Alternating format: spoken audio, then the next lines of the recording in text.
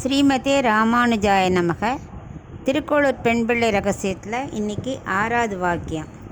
பிணவிருந்திட்டேனோ கண்டா கர்ணனை போலே. இந்த திருக்கோளூர் பெண் பிள்ளைக்கு எவ்வளவோ உலக விஷயங்கள் தெரிஞ்சிருக்கு. முதல்ல 3 கிருஷ்ணரை பற்றி சொன்னான். அடுத்தது சீதா ராமாயணத்தை வரதை சொன்னான். அதுக்கப்புறம் ராஜா, கலிகாலத்தில் உள்ள ராஜாவை பற்றி சொன்னான். இப்போ அந்த பிணத்தில் கூட இவ்வளோ விஷயம் இருக்குமா? போன தடவை பிணம் எழுப்பி விட்டேனோ தொண்டைமான் போலேன்னு சொன்னான். இப்போ இதுலேயும் அதே மாதிரி தான். ஆனால் விருந்திட்டேனோ, பிணத்தையே விருந்தாக கொடுப்பாளா கண்டாகர்ணன், அப்படி என்ன பண்ணினாங்கிறத பற்றி இப்போ சொல்ல போகிறா. இந்த பெண் பிள்ளைகிட்டேருந்து நம்ம நிறைய தெரிஞ்சுக்க வேண்டியிருக்கு. ஏன்னா அவள் அவ்வளோ விஷயங்கள் இருக்குது. அதனால தான் ராமானுஜர் அவள் வாய் மூலமாக வரணுங்கிறதுக்காக அப்படி கேட்குறா. ஏன் பிள்ளை வெளியில் போகிற, இங்கே இருக்க வேண்டியவன் அவள் அப்படியே மடன்னு 81 ரகசியத்தையும் கொட்டுறா. அவ்வளோ விஷயம் ஞானம் உள்ளவ அவள். அதனால் இந்த கண்டாகரனை பற்றி நம்ம இப்போ பார்க்கலாம். அவன் யாருன்னா, அவன் ஒரு பூதகணம், ரொம்ப சிவபக்தன். எப்போவும் அவனுக்கு சிவ சிவ சிவ சிவநாமந்தான். ஆனால் அவனுக்கு நாராயணான்னு யாராவது நாராயண் ஆரம்பித்தாலே அவனுக்கு காதில் ஒலிக்கக்கூடாது. அதுக்காக என்ன பண்ணுறான், கண்டா கர்ணம், அதாவது மணியை, கர்ணம்னா காது, கண்டா மணியை தொங்க விட்டுருப்பான் 2 காதுலேயும். யாராவது நாராயணாங்கிறதுக்காக சவுண்டை ஆரம்பித்தா போகிறோம், உடனே மணியை கிடு கிடு கிடுன்னு ஆட்டி அது காதில் விழக்கூடாதான். அந்த அளவுக்கு வெறி அவனுக்கு. ஆனால் பயங்கர சிவபக்தன். இப்படி இருக்கும்போது ஒரு தடவை என்ன ஆச்சு, அவனுக்கு சிவன்கிட்ட போய் நிறையா வாழ்ந்தாச்சு, பூதகணம் இல்லையா, போகிறோம் நமக்கு மோஷம் கிடைக்கட்டும்னு சொல்லிட்டு சிவன்கிட்ட போய் எனக்கு மோஷத்தை கொடு அப்படிங்கிறான். சிவன் சிரிக்கிறார். என்னப்பா நீ தப்பான கோரிக்கையை போய் எங்கிட்ட வைக்கிறியே, எனக்கெலாம் அந்த பவரே கிடையாது. மோஷம் கொடுக்கறதுக்கு ஒரே தகுதி நாராயணன் மட்டும்தான். ஸோ நீ அவரை தான் நீ பூஜை பண்ணுப்பா. நாராயணனே நான் தான் எனக்கு பிடிக்காதுன்னு சொல்லியிருக்கேனே அப்படின்பா. இல்லை, இந்த உனக்கு மோட்சம் வேணும்னா இந்த மணியை கழட்டி வச்சுட்டோ அங்கே உக்காந்துட்டு கிருஷ்ணா கிருஷ்ணா கிருஷ்ணா சொல்லின்று. இப்போ துவாபர யுகம், கிருஷ்ணர் கீழே அவதரிச்சிருக்கார். இப்போ என்னை கைலாசத்துக்கு ஒரு தடவை என்னை தேடி வருவார். அப்போது நீ அவன்கிட்ட மோஷம் கேளு, கிருஷ்ணர் உனக்கு கொடுப்பார் அப்படின்னு சிவன் சொல்கிறார்.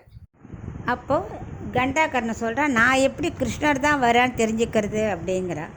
அவன் நீளமேக ஷாம்பளன்ப்பா, அழகான அழகு, மயில் பீலி வச்சுருப்பான், மஞ்சள் நிற பட்டாடை உடுத்தின்றிருப்பான், அழகு ஸ்வரூபனாக இருப்பான், அவனை பார்த்தாலே நீ தெரிஞ்சுன்றலாம் அப்படின்னு கிருஷ்ணரை பற்றி சிவன் சொல்கிறார்.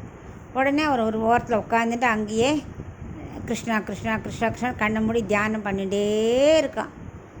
ஒரு தரம் கண் பார்த்தா கிருஷ்ணர் வரா மாதிரி தெரியுது. ஏன்னா சிவன் சொன்ன அத்தனை இதுவும் அங்கே அவற்றை தெரியும். மஞ்சள் பட்டாடை, அழகான உடம்பு, அந்த கேசாதி பாதம், அந்த மயில் பீலி எல்லாம் பார்த்த உடனே இவன் கிருஷ்ணர்கிட்ட போய் ஏதாவது நம்ம மோஷம் கேட்கணும். ஆனால் பகவானையோ பெரியவாளையோ முடியாதவாளையோ ஆச்சாரியரை யாரை பார்க்க போனாலும் நம்ம என்ன பண்ணணும், ஏதாவது சமர்ப்பிக்கணும் இல்லையா. நம்ம என்ன பண்ணுவோம், கிருஷ்ணருக்குன்னா வெண்ணெய், நம்ம அவர் குழந்தையாக பார்க்குறோம், வெண்ணெய் பட்சணம் அதெல்லாம் பண்ணி நைவேத்தியம் பண்ணுவோம். இவன் அகோரி இல்லையா, ஸோ இவனுக்கு தெரிஞ்சதெல்லாம் பிணம் மட்டும்தான். பார்த்தான், நம்ம கிருஷ்ணர்கிட்ட போய் கேட்க போகிறோம் மோஷத்தை, அது வெறுனை போய் கேட்கலாமா, எதாவது சமர்ப்பிக்கணுமே. பார்த்தா அங்கே ரிஷி ஒருத்தர் தியானம் பண்ணிட்டுருக்கார். டபக்குன்னு சூலத்தை எடுத்தால் அந்த ரிஷியை கொண்டுட்டு அதை எடுத்துன்னு போய் சிவன் கிருஷ்ணர்கிட்ட கொடுத்து எனக்கு மோஷத்தை கொடுங்கிறா. கிருஷ்ணர் அசந்து போய் பார்க்குறார். என்ன இது, இவன் இப்படி கொண்டு கொடுத்துட்டான்னு அசந்தே போயிட்டார். அவன் சொல்கிறா, இல்லை எனக்கு தெரிஞ்சு இது ஒன்று தான் சமர்ப்பிக்கணும், எனக்கு பக்தி இருக்குது எல்லாம் இருக்குது, ஆனால் எனக்கு வேணுங்கிறது மோட்சம். பெரும்னு போய் பகவானை நான் கேட்க முடியாது, நான் சமர்ப்பிக்க வேண்டாம், நான் என்ன சாப்பிட்றேன்னு அதைத்தானே சமர்ப்பிக்க முடியும் அப்படிங்கிறான். ஆச்சரியப்பட்டார். ஆனால் கொடுத்துட்டார் மோட்சத்தை. ஏன்னா அவன்கிட்ட இருந்த தீவிர பக்தி.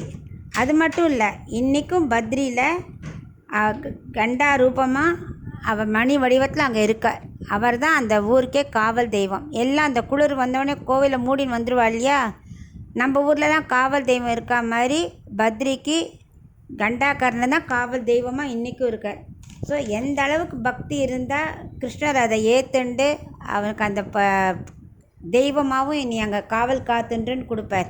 ஸோ அந்த அளவுக்கு பக்தி எனக்கு இல்லையே. அவன் எதை வேணால் சமர்ப்பிக்கட்டும், பட் கொடுக்கணுங்கிற எண்ணம், தனக்கு மோட்சம் வேணும்னு நினச்சானா இல்லையா, அந்த பக்தி எங்கிட்ட இல்லையான்னு இந்த திருக்கோளூர் பெண் பிள்ளை ராமானுஜர்கிட்ட சொல்கிறார்.